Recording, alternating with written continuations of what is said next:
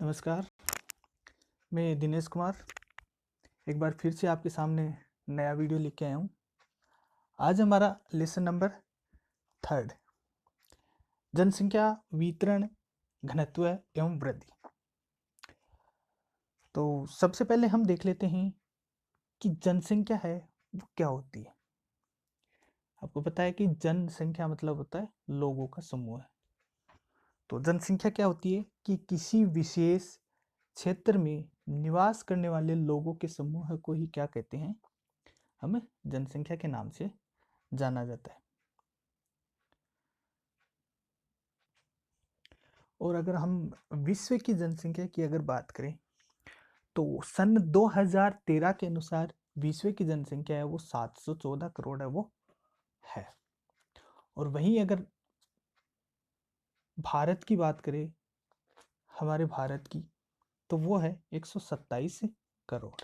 सन 2011 के अनुसार हमारी भारत की जो जनसंख्या है वो 121 करोड़ और 2013 के अनुसार जो जनसंख्या चल रही है उनके जो आंकड़े हमारे सामने आए हैं वो 127 करोड़ है।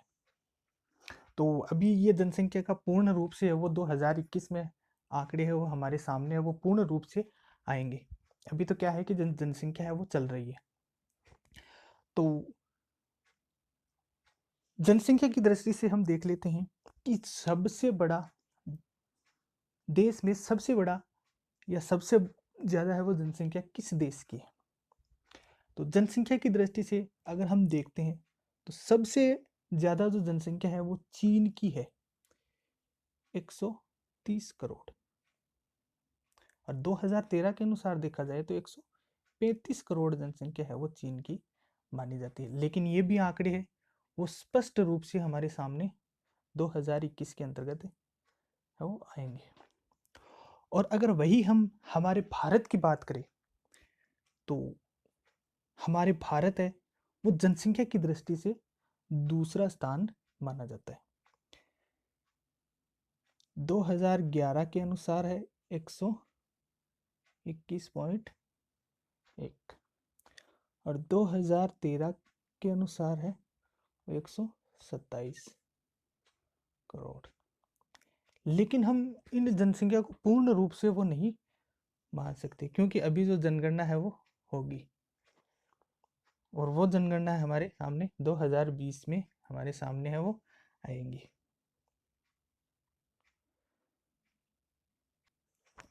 और वहीं अगर हम जनसंख्या की दृष्टि से अगर राजस्थान की बात करें तो राजस्थान की जो जनसंख्या है वो 6.8 करोड़ जनसंख्या है, जिसमें 33 जिले है वो शामिल है।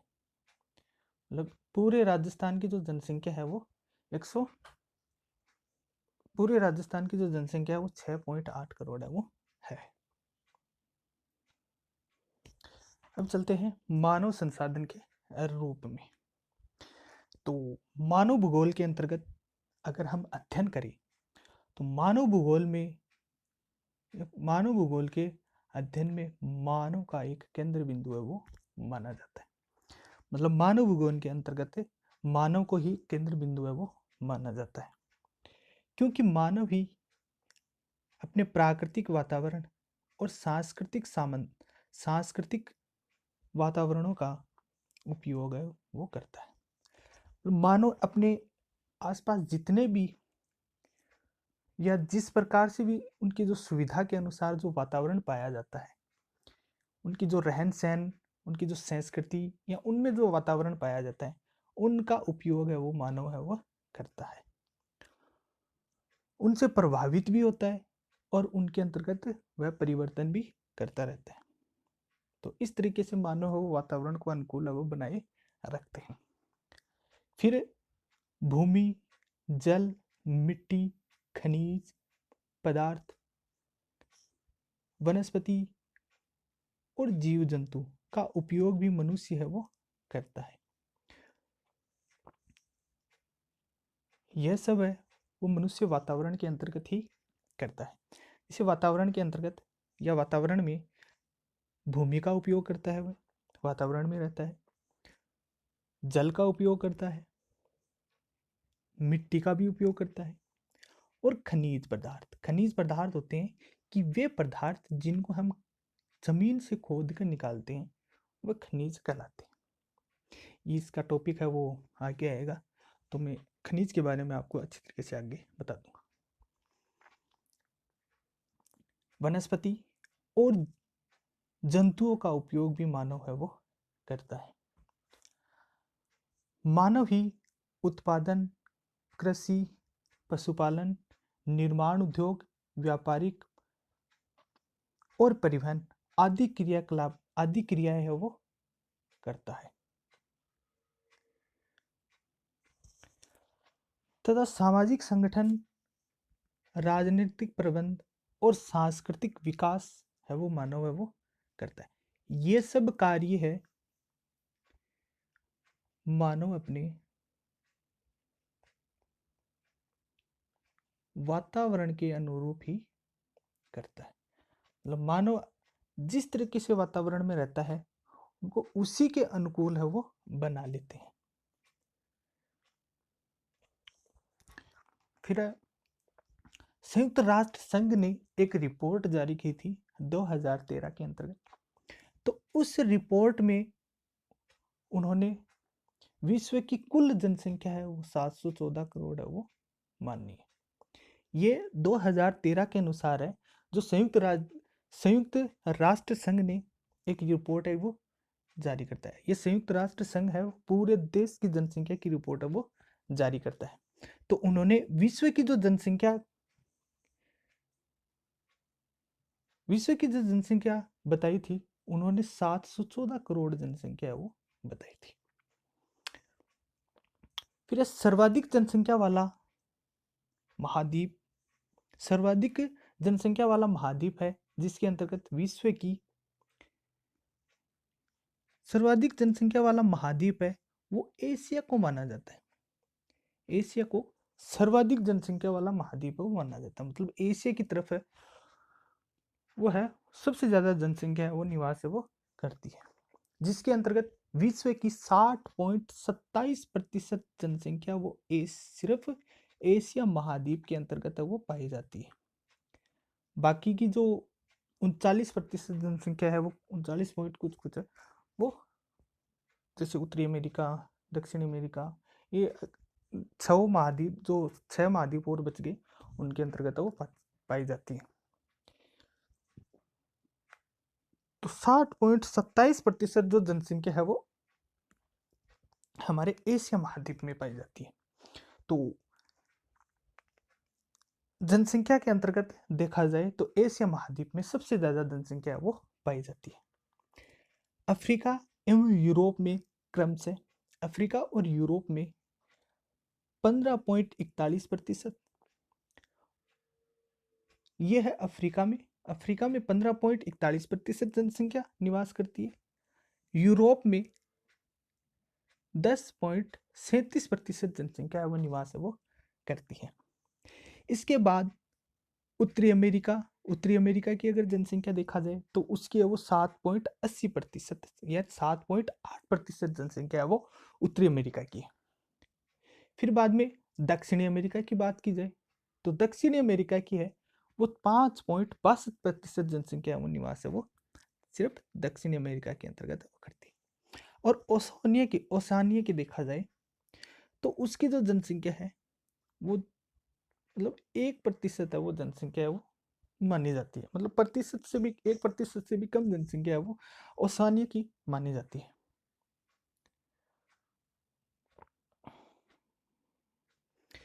फिर हम एक सारणी देख लेते हैं महाद्वीपों के अनुसार जनसंख्या वितरण 2013 के अनुसार। अगर हम प्रतिशत के अंतर्गत बात करें तो सबसे पहले ये देखते हैं कि हमारे जो कुल महाद्वीप है वो कुल महाद्वीप कितने 7 महाद्वीप है। जैसे एक तो एशिया महाद्वीप, अफ्रीका, यूरोप, उत्तरी अमेरिका, दक्षिण अमेरिका, ओसेनिया, और एक महाद्वीप और है आर्कटिक महाद्वीप, वो जनसंख्या की दृष्टि से एकदम नील है, वो माना जाता है, क्योंकि वहां पे कोई भी जनसंख्या वो निवास वो नहीं करती है। फिर हम चल रहे थे हमारे जनसंख्या महाद्वीपों के अनुसार जनसंख्या का वितरण 2013 के अनुसार देख रहे थे। तो एशिया की देखते हैं। एशिया महाद्वीप के अंतर्गत जनसंख्या है वो विश्व के अगर प्रतिशत के अनुसार देखा जाए तो विश्व के प्रतिशत है वो एशिया महाद्वीप में 60.27% जनसंख्या है वो सिर्फ एशिया महाद्वीप के अंतर्गत जितने भी देश है वो सम्मिलित है वो निवास है वो करती है। फिर बाद में अफ्रीका महाद्वीप। अफ्रीका महाद्वीप के अंतर्गत जितने भी देश को सम्मिलित किया जाता है उसमें 15% जनसंख्या है वो 15.41% जनसंख्या है वो निवास करती है। और अगर हम मिलियन के अंतर्गत बात करें तो इसके अंतर्गत है वो 1100 मिलियन जनसंख्या है वो अफ्रीका महाद्वीप में है वो निवास है वो करती है। फिर बाद में यूरोप के अंतर्गत देखा जाए तो यूरोप महाद्वीप में 10.37% जनसंख्या है वो केवल यूरोप महाद्वीप के अंतर्गत है वो निवास करती है। मतलब अगर मिलियन के अनुसार देखा जाए तो 740 है वो मिलियन है वो 740 मिलियन है वो यूरोप महाद्वीप के अंतर्गत है वो है। अगर इसी के अनुसार हम उत्तरी अमेरिका के अंतर्गत देखा जाए तो उत्तरी अमेरिका के अंतर्गत 7.80% मिलियन के अंतर्गत बात की जाए तो 557। दक्षिण अमेरिका की है वो दक्षिण अमेरिका के 5.62% जनसंख्या है वो निवास है वो करती है। फिर है ओसेनिया। ओसेनिया की जो जनसंख्या है वह 38% जनसंख्या 38% जनसंख्या वो मिलियन के अंतर्गत है और इसके अंतर्गत जनसंख्या देखा जाए तो वो प्रतिशत से कम ही माना जाता है। तो ये है हमारी देश की जनसंख्या है वो किस प्रकार से किस किस महाद्वीप में कितने कितने प्रतिशत जनसंख्या वो निवास है वो कर रही है। फिर विश्व की जनसंख्या के वितरण के अनुसार देखा जाए तो जनसंख्या को विश्व के अंतर्गत 4 भागों के अंतर्गत वो बांटा गया है। तो सबसे पहला है सघन जनसंख्या के प्रदेश और इसके अंतर्गत दूसरा है सामान्य जनसंख्या का प्रदेश, तीसरा है विरल जनसंख्या का प्रदेश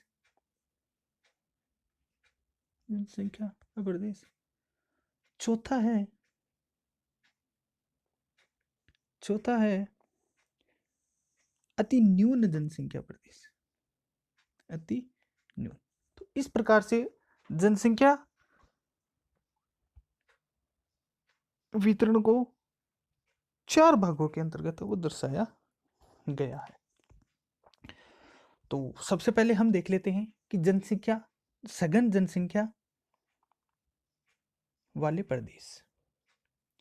इसके अंतर्गत विश्व के 5 प्रदेश ऐसे हैं जहां पे सघन जनसंख्या वो निवास वो करती है।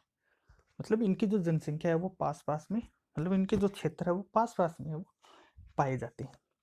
यहाँ जनसंख्या घनत्व भी है वो अधिक रहता है।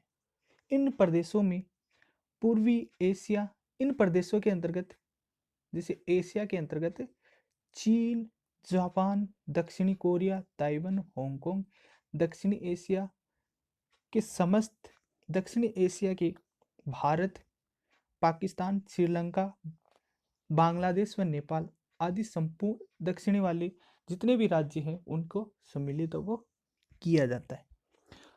ये जो जनसंख्या है वो एशिया महाद्वीप के अंतर्गत विरल रूप से सघन रूप से ये जो जनसंख्या है वो सघन रूप से पाई जाती है।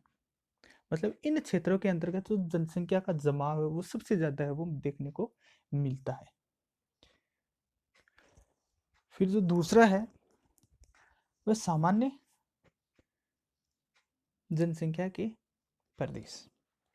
सामान्य जनसंख्या के प्रदेश को ऐसे भौगोलिक प्रदेशों के अंतर्गत या फिर पारिस्थितिकी जनसंख्या विकास के लिए सामान्य दशाएं वो प्रदान वो की जाती है।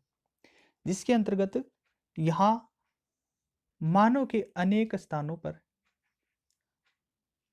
प्रकृति के साथ अनुकूल भी है वो किया है वो जाता है। जैसे एंडीज पर्वत पर प्रतिकूल भौतिक दशाओं के होते हुए भी तांबे की उपलब्धता के कारण चिल्ली की चुकाड़, कामरा, खनाडा, ये मतलब उनकी जो खान है, तो इनके अंतर्गत जो जनसंख्या पाई जाती है वो सामान्य जनसंख्या है वो मिलती है।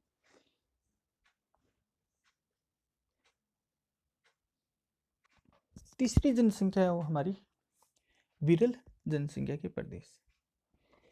ये प्रदेश विश्व के 70% भूभाग पर है वो फैले हुए हैं। तो विरल जनसंख्या वाले प्रदेश है वो 70% भाग पर है वो पाए जाते हैं। और यहाँ विश्व की 5% जनसंख्या ही है वो निवास वो करती है। तो विरल जनसंख्या वाले प्रदेश के अंतर्गत विश्व की 5% जनसंख्या तो है यहाँ पे निवास करती है। वो 5% जनसंख्या है वह 70% भाग पर है वो पाई जाती है। मतलब 70% भाग पर इनकी जो जनसंख्या पाई जाती है वो 5% ही देखने को मिलती है। अब हमारा चौथा पॉइंट है अति न्यून जनसंख्या क्षेत्र। तो विश्व के विशाल स्थल भाग पर बिना आबादी वाले या लगभग निर्जन प्रदेशों का मुख्य कारण जलवायु और धरातल की कठोरता होने के कारण इन क्षेत्रों के अंतर्गत जो जनसंख्या देखने को मिलती है वो जनसंख्या है वो बहुत ही कम मात्रा के अंतर्गत देखने को मिलती है, या फिर अति न्यून जनसंख्या वो मिलती है, या न के बराबर है वो मिलती है। मतलब इनको निर्जन पराय क्षेत्र है वो निर्जन पराय क्षेत्र है वो माना जाता है। ऐसे क्षेत्रों में अति शीतल, उष्ण मरुस्थल, उच्च धरातलीय, विषुवत रेखीय, आर्द्रवन तथा मध्य अक्षांशीय मरुस्थल प्रदेश है वो आते हैं, जहाँ पे अल्प मात्रा के अंतर्गत या फिर अति न्यून मात्रा के अंतर्गत जो जनसंख्या निवास की जाती है वो जनसंख्या निवास है वो बहुत ही कम मात्रा के अंतर्गत देखने को मिलती है। मतलब न के बराबर यहाँ पे जो जनसंख्या है वो न के बराबर देखने को मिलती है। अब हम जनसंख्या से संबंधित एक डायग्राम देख लेते हैं। जनसंख्या वितरण को प्रभावित करने वाले कारक, और ये परीक्षा में कई बार ये प्रश्न है वो पूछा जाता है। ये छोटा प्रश्न भी आता है और बड़ा प्रश्न भी आता है। तो जनसंख्या वितरण को प्रभावित करने वाले कारक है वो कौन कौन से? तो जनसंख्या वितरण को प्रभावित करने वाले कारक मुख्य रूप से 4 कारक है वो माने जाते हैं। पहला कारक है विश्वव्यापी कारक, दूसरा कारक है प्रादेशिक कारक, तीसरा कारक है सांस्कृतिक कारक, और चौथा कारक है सामाजिक कारक। ये विश्व की जनसंख्या को प्रभावित करने वाले अलग अलग प्रकार से कारक वो पाए जाते हैं, जिसके अंतर्गत सबसे पहला है, अगर हम विश्वव्यापी कारक के अंतर्गत देखा जाए तो जनसंख्या को कौन कौन से कारक है वो प्रभावित है वो करते हैं।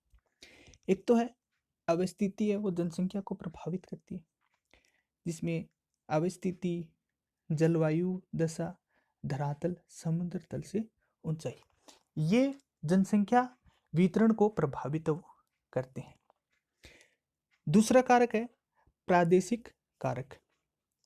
प्रादेशिक कारक के अंतर्गत भूमि की बनावट, जल आपूर्ति, मिट्टियाँ, वनस्पति, खनिज, शक्ति के साधन, ये मुख्य रूप से है वो ये कारक है वो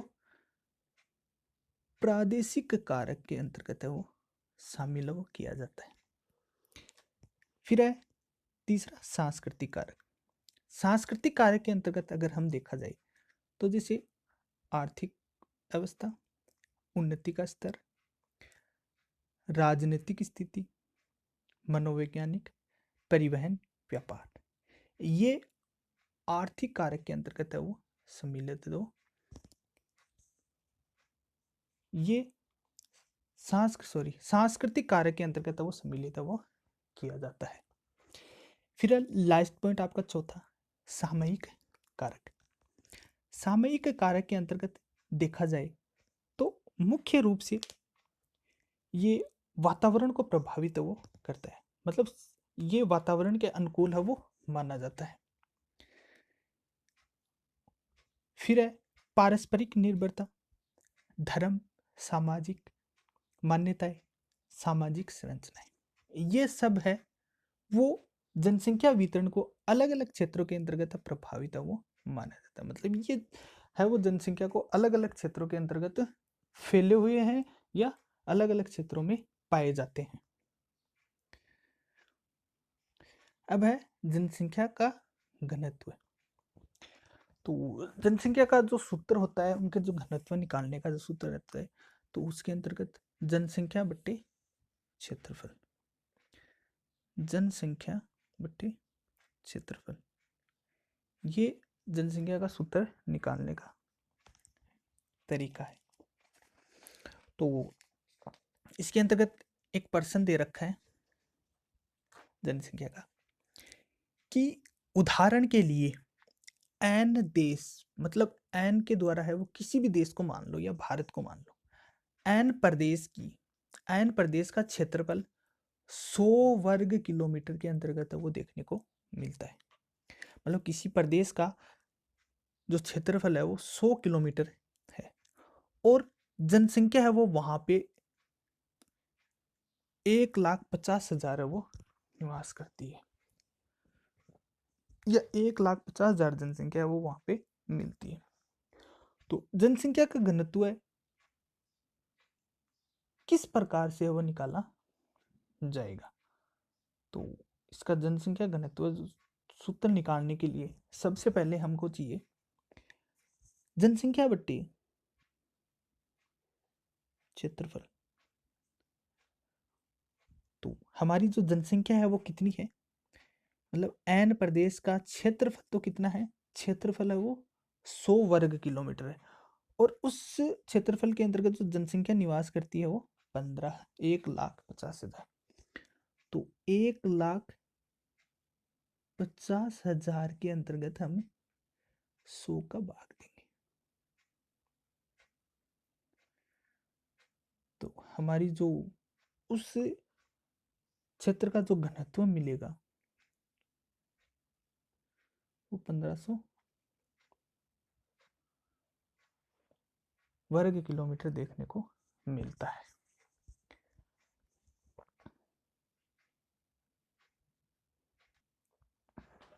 नेक्स्ट है विश्व जनसंख्या को प्रभावित करने वाले कारक।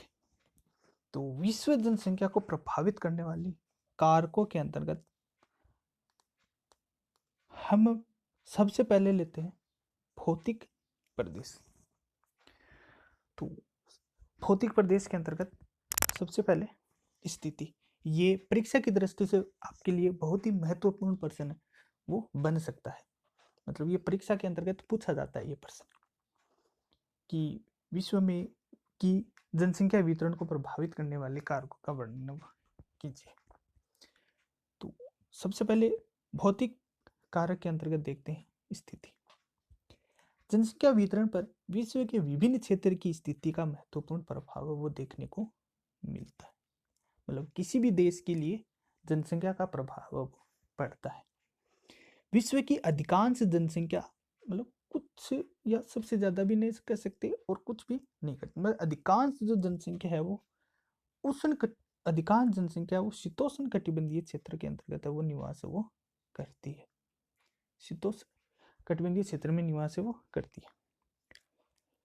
लोग समतल धरातल और मंद ढालों पर बसने को सबसे ज्यादा महत्व है वो देते। क्यों?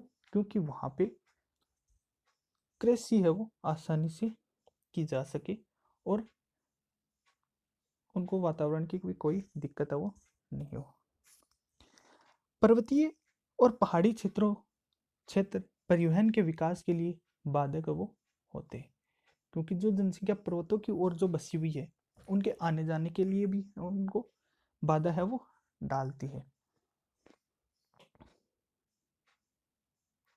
और उनको खेती करने के लिए भी बाधा है वो डालते हैं। इसलिए जो अधिकांश जो जनसंख्या है, मतलब जो लगभग जो जनसंख्या है वो मैदानी क्षेत्रों के अंतर्गत ही देखने को मिलती है। दूसरा है जल की उपलब्धता। लोग उन क्षेत्रों में बसने चाहते हैं जहां पे उनको आसानी से जल प्राप्त है वो हो जाए, यानी कि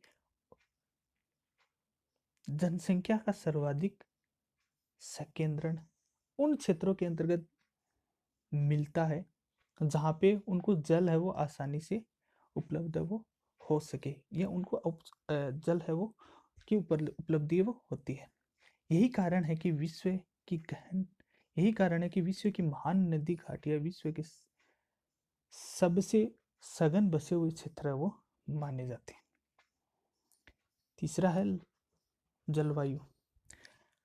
अति उष्ण अथवा ठंडे मरुस्थल की विषम जलवायु मानसून के लिए असुविधाजनक है वो मानी जाती है। अधिक वर्षा अथवा विषम जलवायु क्षेत्र में कम जनसंख्या वो पाई जाती है। अब हम लास्ट पॉइंट देख लेते हैं, जनसंख्या संक्रमण सिद्धांत। वैसे देखा जाए तो ये पिछली साल है वो अर्धवार्षिक के अंतर्गत ये प्रश्न आया भी हुआ है, जनसंख्या संक्रमण सिद्धांत। तो जनसंख्या संक्रमण सिद्धांत है वो एक तो अशिक्षित और एक शिक्षित। तो अशिक्षित के अंतर्गत इसका प्रभाव वो किस तरीके से देखने को मिलता है? अशिक्षित के अंतर्गत ग्रामीण क्षेत्रों में और खेतीहर क्षेत्र, मतलब जो गांवों के लोग होते हैं वो खेतों के अंतर्गत ही अपना है वो मतलब खेतों के अंतर्गत ही लगे हुए होते हैं ज्यादातर। और शिक्षित जो लोग होते हैं वो शहरों के अंतर्गत, मतलब शहरों के अंतर्गत पाए जाते हैं, और ये मुख्य रूप से नगरीय होते हैं, जिसे औद्योगिकरण के अंतर्गत ही अपने को वरीयता वो देते हैं। मतलब काम, इनका जो काम धंधा है वो उद्योगों के अंतर्गत वो देखने को मिलता है। संसार में जनसंख्या की वृद्धि के इतिहास पर अध्ययन करने से हमें जनसंख्या की वृद्धि की विभिन्न अवस्थाएं वो देखने को मिलती है। ये जनसंख्या संक्रमण सिद्धांत के अनुसार है वो देखने को मिलती है, किस प्रकार से जनसंख्या है वो या जनसंख्या की अवस्था है वो किस प्रकार से देखने को मिलती है। जैसे मतलब कितनी ज़्यादा है जनसंख्या बढ़ रही है और उन पे कितनी ज़्यादा है मृत्यु हो रही है। तो संयुक्त राष्ट्र संघ ने अपनी जनसंख्या रिपोर्ट में भी जनसंख्या वृद्धि के विभिन्न अवस्थाओं पर अपने विचार भी प्रकट है वो किए हैं। यह संपूर्ण परिवर्तन है वो 5 अवस्था के रूप में माना जाता है। तो मतलब जनसंख्या जो संक्रमण सिद्धांत है वो कितनी अवस्था के रूप में माना जाता है? 5 अवस्था के रूप में माना जाता है। सबसे पहली जो अवस्था है, उच्च जन्म दर और उच्च मृत्यु दर, यानी किसी क्षेत्र की या किसी देश की उच्च मृत्यु दर होगी तो वहां पे जन्म दर भी क्या होगी? उच्च वो होगी। दूसरा है उच्च जन्म दर वो उच्च होगी, मृत्यु दर है वो कम होगी, परंतु मृत्यु दर वो गिरती हुई मात्रा के अंतर्गत देखने को मिलती है। तीसरा पॉइंट है, अगर किसी देश की सबसे ज़्यादा अगर जन्म दर हो रही है तो वहाँ पे जो मरने वाले बच्चों की संख्या है वो कम ही मात्रा में पाई जाएगी, मतलब मध्यम मृत्यु दर है वो उसकी मिलेगी। फिर बाद में चौथा, मध्यम जन्म दर। अगर किसी देश की जन्म दर मतलब कम हो रही है तो वहाँ पे मृत्यु दर भी है वो कम ही देखने को मिलती है। और अगर किसी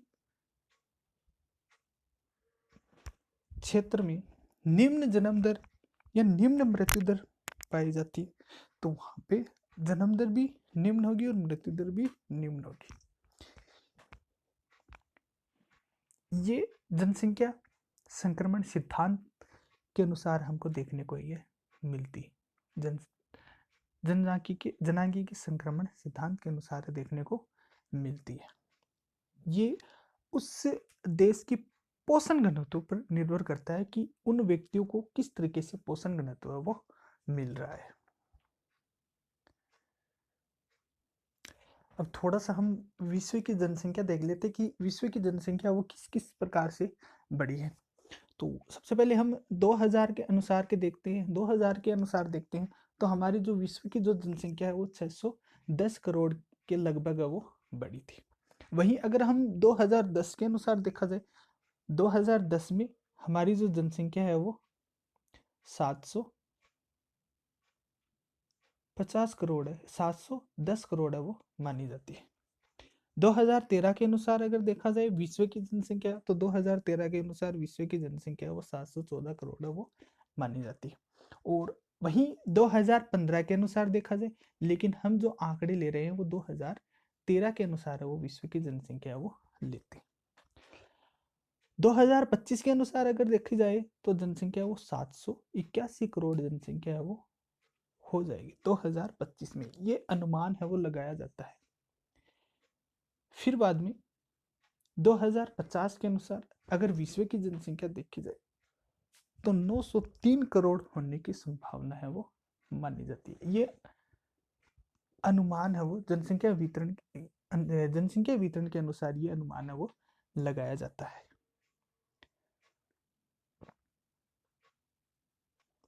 अब हम इस लेसन के कुछ महत्वपूर्ण बिंदु है वो देख लेते हैं। सबसे पहला है विश्व का 2/3 भाग है वो निर्जन प्राय है वो माना जाता है। मतलब जहाँ पे जनसंख्या है वो न के बराबर है वो निवास है वो करती है, तथा 90% भाग पर है वो मात्र 10% जनसंख्या वो निवास है वो करती है। दूसरा पॉइंट है विश्व की 85% जनसंख्या है वो उत्तरी गोलार्ध में तथा 15% जनसंख्या वो दक्षिणी गोलार्ध के अंतर्गत है वो पाई जाती है। तो विश्व की जो 85% जनसंख्या है वो उत्तरी गोलार्ध की तरफ वो देखने को मिलती है, और बाकी जो अन्य हैं उनके अंतर्गत उत्तरी गोलार्ध के जैसे एशिया के अंतर्गत वो एशिया महाद्वीप के अंतर्गत वो 85% देखने को मिलती है, और बाकी जो महाद्वीप है उनके अंतर्गत 15% जनसंख्या है वही देखने को जो दक्षिणी गोलार्ध के अंतर्गत वो मिलती है। तीसरा है विश्व की लगभग 30% जनसंख्या सागर तल से 500 किलोमीटर यानी 500 मीटर की ऊंचाई तक है वो जनसंख्या है वो निवास है वो करती है। मतलब सागर तल से लेकर 500 मीटर की ऊंचाई तक ये जनसंख्या वो निवास है वो करती है। फिर चौथा है विश्व की जनसंख्या का औसत घनत्व है वो 44 व्यक्ति प्रति वर्ग किलोमीटर है वो देखने को मिलता है।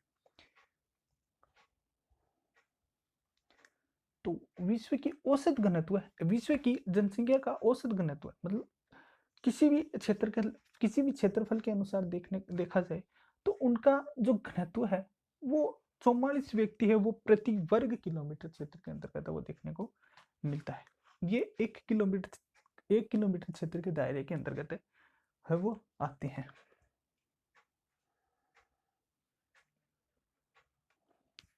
नेक्स्ट है जनसंख्या घनत्व के प्रमुख प्रकार आंशिक जनसंख्या घनत्व है वो कायिक घनत्व के रूप में भी माना जाता है, या फिर जिनको कृषि घनत्व के अंतर्गत वो रखा जाता है। इसके अंतर्गत मतलब कुल क्षेत्रफल पर जो बोया गया अनाज तथा कुल क्षेत्रफल पर किसानों के द्वारा जो बोया गया अनाज होता है उसको हम कृषि घनत्व के अंतर्गत है वो रखते हैं।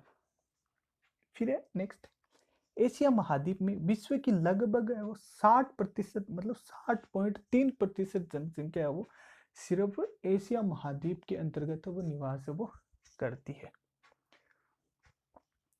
नेक्स्ट है जनसंख्या की दृष्टि से विश्व के 3 सबसे बड़े देश है वो माने जाते हैं।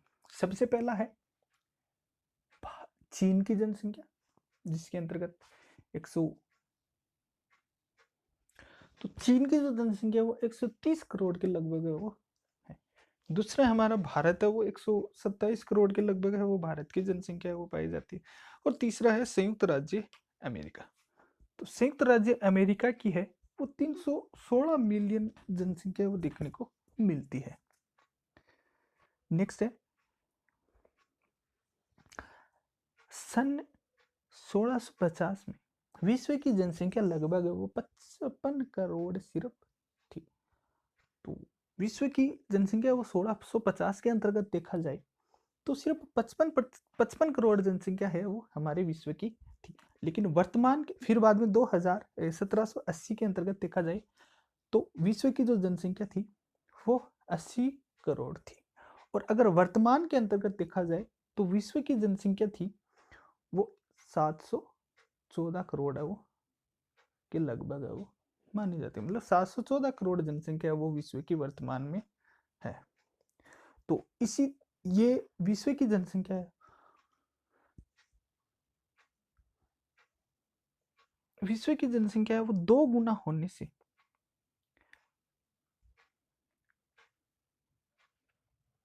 प्रति सॉरी